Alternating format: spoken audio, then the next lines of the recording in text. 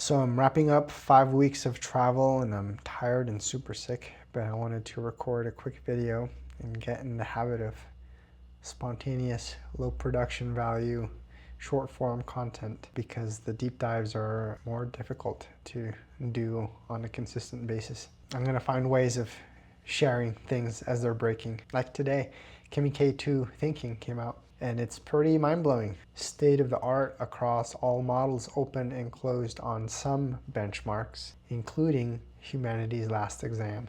It seems to be even above 50% with the heavy thinking variant. Very exciting to see how far open source and Kimi have come along this year. There's a bunch of new models that came out last month that I've been meaning to talk about, and I'm gonna do an article on in a video soon. Ant Group from China is a pretty big company. They come out with Ling, 1 trillion parameter model, and Ring, which is the reasoning version. Very performant model. Interesting to see that come out, a pretty large size model. Longcat.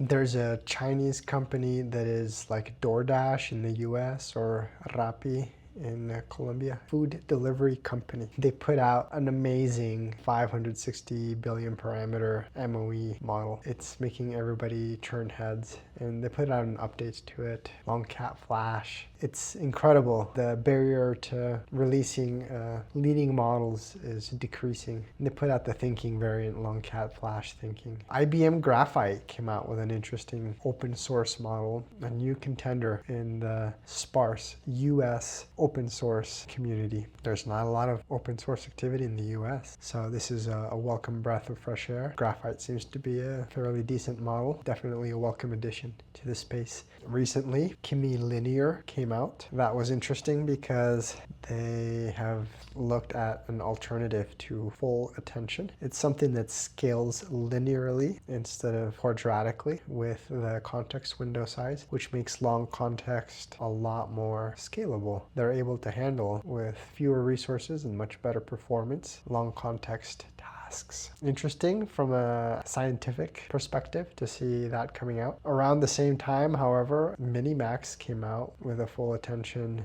M2. Minimax M2 has been really fascinating. They introduced a new concept, Interleaved Thinking, which means instead of thinking first and then answering or taking action, like executing tools, it can think and then act and then think and then talk and then think and then act, and all in a single request. So this is paradigm changing. So paradigm changing that we need to change a bunch of infra around it. Different coding tools need to be adapted to be able to make use of interleaved thinking, because no one's done anything like that before. It takes a little bit of adjustment. It has already been integrated into Klein, and they did an interesting implementation with OpenRouter. I'm still unclear how we can apply that from OpenRouter into other coding tools. I'll have to experiment and see. Fascinating what Minimax is doing. They did an interesting video model recently, learned about in LA, where instead of just first last frame, which Google finally did with VO 3.1, they do like, I don't remember, 9 or 13, it's like around 10 intermediate frames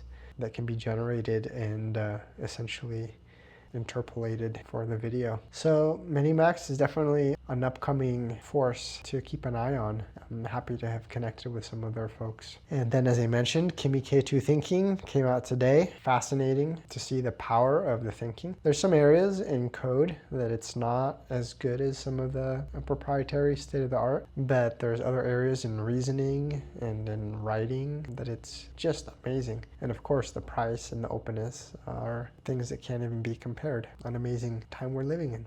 Gemini 3, on the other hand, it's already here, just not evenly distributed. So you may have heard talks of Apple paying $1 billion to incorporate, I think, a 1.2 trillion parameter model, which I think people are saying is probably a very sparse Gemini 3 Flash, because it's got to be fast. It's going to replace or be integrated with Siri, so it'll do real-time voice. But we've been seeing reports of Gemini 3 Pro preview being available in some places, in some regions. So it's going to be rolled out over the next few days. It's dizzying to keep track of all these things. I hope to be able to do some comparison of benchmark to go along with my recent article on benchmark. That's it for now before I lose my voice.